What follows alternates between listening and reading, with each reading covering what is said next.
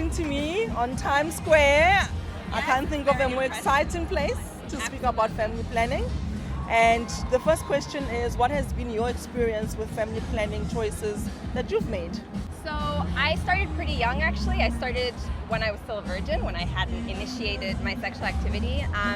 And I chose the contraceptive pill because at the time, my mother, my gynecologist had kind of recommended that.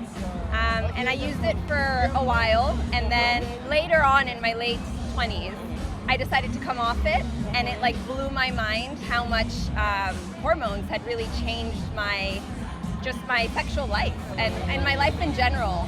So when I came off the hormones, off the pill, I kind of felt myself more in ways that I hadn't comprehended because I'd never had the comparison. Nice.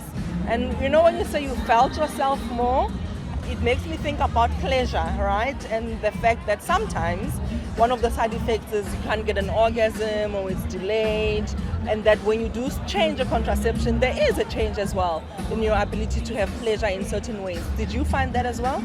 Absolutely, yes, 100%.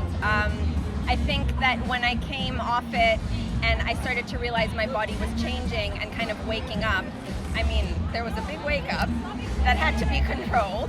And I think that's part of the process. You begin to understand yourself, you begin to explore, what you want and what you don't like and what you might like and what, how you can communicate about Absolutely. that as well. That's so important, Yeah. I think. For me, I think the contraceptive pill has a place.